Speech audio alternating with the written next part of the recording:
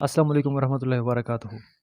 Matric में एक paragraph था कि ज़िंदगी के नशीब व फराज में ऐसे लम्हात आते रहते हैं जब इंसान नाउमीद हो जाता है, उसके मुकाबले की सकत ख़त्म हो जाती है, उसको हर तरफ अंधेरा ही अंधेरा नज़र आता है और वो नाउमीद होकर बैठ जाता है।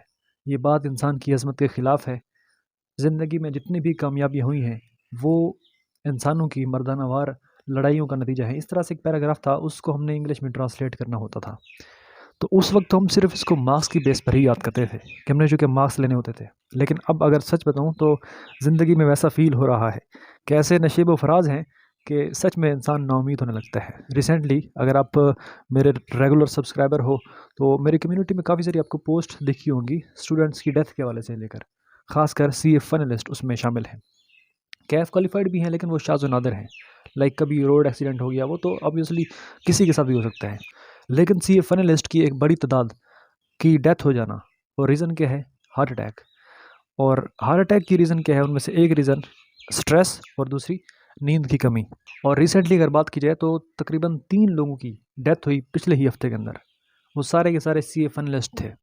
इन सभी स्टूडेंट्स की कॉज़ ऑफ डेथ जो है वो बड़ी सिंपल सी है, या तो हार्ट अटैक या फिर सुसाइड।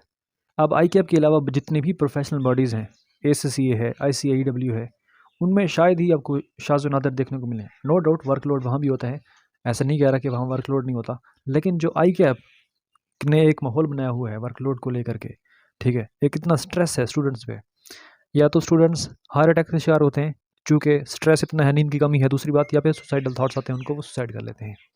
लाइक फर्म के अंदर जो ऑफिशियल टाइमिंग है आपकी आर्टिकल्स की, वो सुबह 9 से शाम 6 बजे तक है, लेकिन फर्म वाले आपको ज़्यादा टाइम वहाँ बिठाते हैं और वो जो एक्स्ट्रा आवर्स आपसे काम करवाते हैं वो अनपेड होते हैं, उसके आपको पैसे नहीं मिलते। और आई कैप इतना बेखबर है कि वो इन फर्म्स के जो इन्वायरमेंट है उसको जायज़ा नहीं लेता, उसका कंट्रोल हालांकि आई कैप के पास है, आई कैप चाहे तो उनकी खबर ले सकता है, मगर आई कैप इस चीज़ को इंश्योर नहीं कर रहा। तो जिसकी वजह से स्टूडेंट्स पे प्रेशर काफ़ी ज़्यादा आ रहा है, बर्डन काफ़ी ज़्यादा आ रहा है, जिसकी वजह से वो इस स्टेज पर पहुंचते हैं।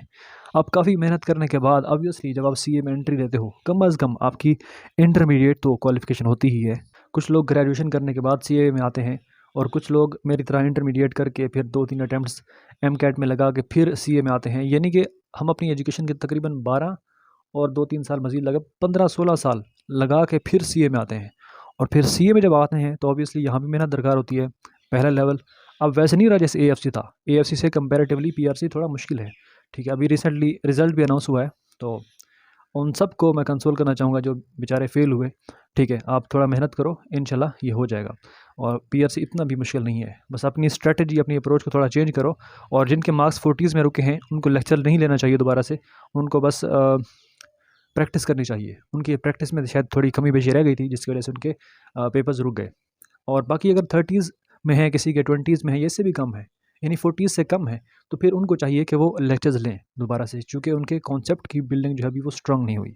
उनको अभी प्रैक्टिस तो करनी है ऑब्वियसली, लेकिन साथ-साथ कॉन्सेप्ट्स भी उनको सीखने चाहिए अभी। खैर मुद्दे पे आते हैं। तो पीआरसी करने के बाद फिर बंदा कैफ़ में आता है, जो कि और मुश्किल है, ठीक है? तो तकरीबन ढाई 3 साल, साढ़े 3 साल कैफ़ में भी लग जाते हैं एक बंदे को, एक एवरेज बंदे को, ठीक है? हम मैं एवरेज स्टूडेंट्स की बात कर रहा हूँ, उन 5-6% लोगों की नहीं, जो मतलब फर्स्ट अटेम्प्ट में करते हैं या 2 अटेम्प्ट्स में कह सकते हैं कि 1 साल में ही कैफ़ कर लिया, डेढ़ साल में। मैं मेजॉरिटी ऑफ 95% जो स्टूडेंट्स हैं उनकी बात कर रहा हूँ। तो बेचारे 3 साढ़े 3 साल तकरीबन सीए इंटर में लगाते हैं। उसके बाद फिर वो आर्टिकल्स के लिए जाते हैं।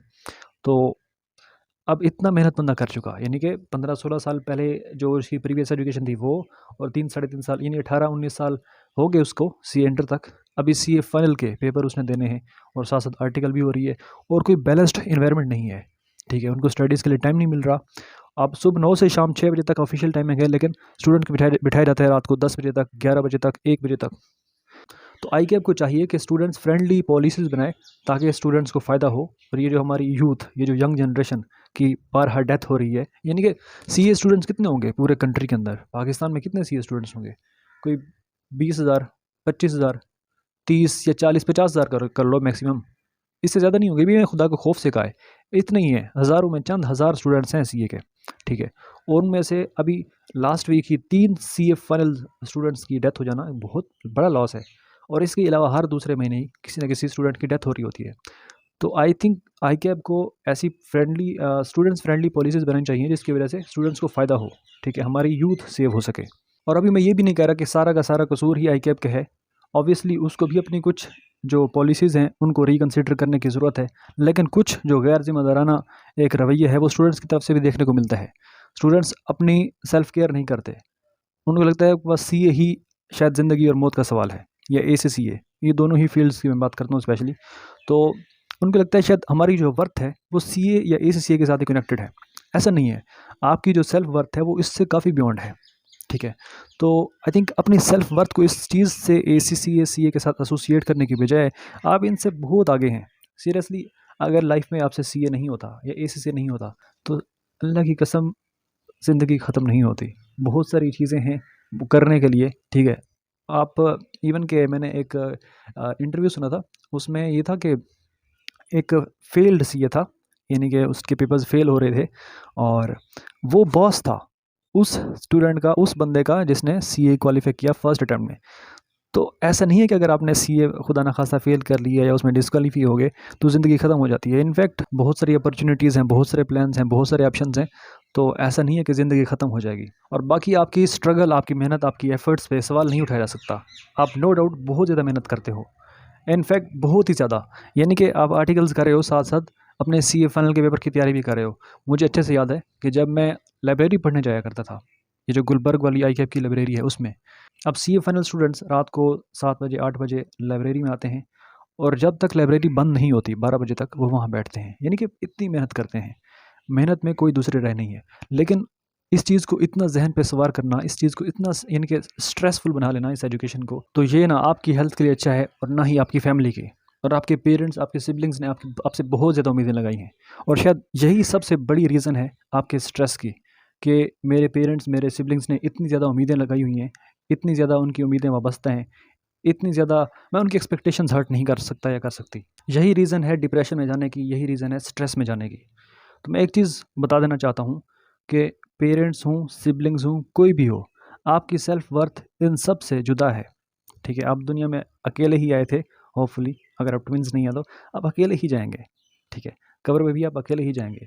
तो आपके सिबलिंग्स या आपके पेरेंट्स साथ नहीं जाएँगे। व्हाट इफ अगर आपके पेरेंट्स की डेथ हो गई तो क्या आप ज़िंदा नहीं रहेंगे? Just imagine. ऑब्वियसली लाइफ में इतने मुश्किल और कहर आलूद हालात आते रहते हैं, ठीक है? जिसकी वजह से हम कंट्रोल नहीं कर पाते। बहुत सारी चीज़ें हैं जो हमारे कंट्रोल में नहीं हैं। अब पेरेंट्स खुदा न खास्ता खुदा न खास्ता खुदा न खास्ता डेथ हो जाए, हम कंट्रोल नहीं कर सकते और ना हम उनके साथ ही दफ़नाए जाएँगे। हमारे सिबलिंग में से किसी की डेथ हो जाए खुदा न खास्ता, तो हम इस चीज़ को भी कंट्रोल नहीं कर सकते और ना ही हम उनके साथ दफ़न होंगे। और इसी तरह से, बिल्कुल इसी तरह से अगर खुदा न खास्ता आपकी डेथ होती है, तो आपके पेरेंट्स या आपके सिबलिंग आपके साथ दफ़नाए नहीं जाएँगे। तो जैसे एक बहुत ही फ़ेमस सी बात है कि लाइफ़ ख़त्म नहीं होती अगर आप किसी एग्ज़ाम में कामयाब नहीं होते। लाइक अगर आप अपने पेरेंट्स को प्राउड फ़ील नहीं करवा पाते, अपने सिबलिंग्स को प्राउड फ़ील नहीं करवा पाते, आप किसी रिलेशनशिप में सक्सेसफुल नहीं हो पाते, आप हर चीज़ में नाकाम हो जाते हो, तब भी ज़िंदगी ख़त्म नहीं हो जाती। हालात जितने भी कहर आलूद हों, जितने भी कहर बन के टूटें, जीना तो पड़ता है ना, ऑब्वियसली हमें ज़िंदा रहना पड़ता है। एंड में मैं आपसे फिर से कहना चाहूँगा कि आप अपनी सेल्फ वर्थ को सीए, एसीसीए या किसी भी चीज़ से जुदा रखें। आपकी सेल्फ वर्थ, आपकी जो सेल्फ इम्पोर्टेंस है, बहुत ज़्यादा है इन सब चीज़ों से। ये सब छोटी-मोटी चीज़ें हैं और रात को बिस्तर पर लेटने से पहले, सोने से पहले कुछ अपने आप से सवालात पूछ लिया करो।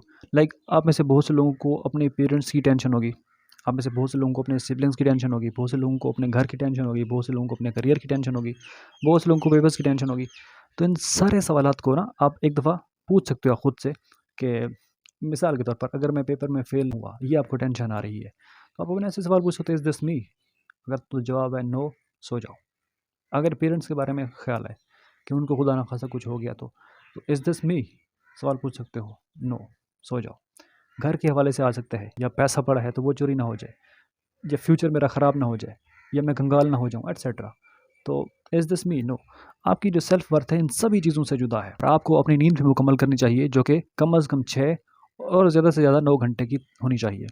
तो अगर तो आप ऑन एवरेज 8 घंटे भी सोते हो, 24 घंटों में से अगर 8 घंटे सोते हो, तब भी आपके पास 16 आवर्स बचते हैं। तो उन 16 आवर्स में आप 10-12 घंटे आराम से स्टडी कर सकते हो।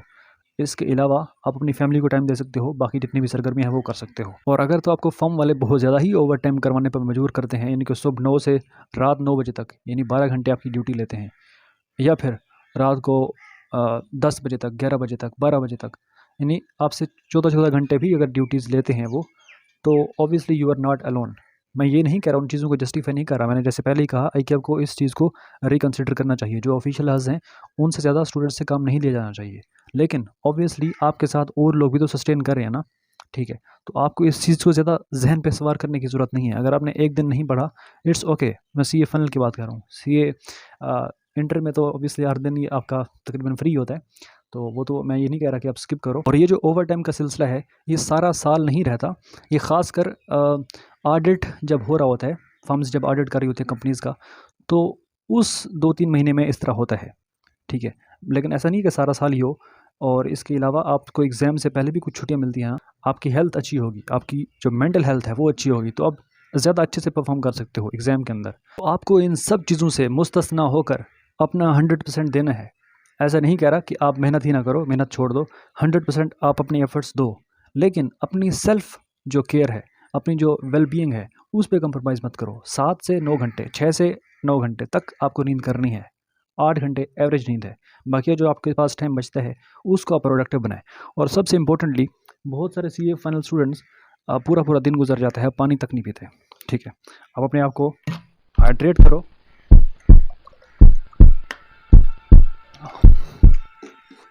आपका फेल हो जाना इतना ज़्यादा दुःख की बात नहीं है, जितना आपका मर जाना दुःख की बात है।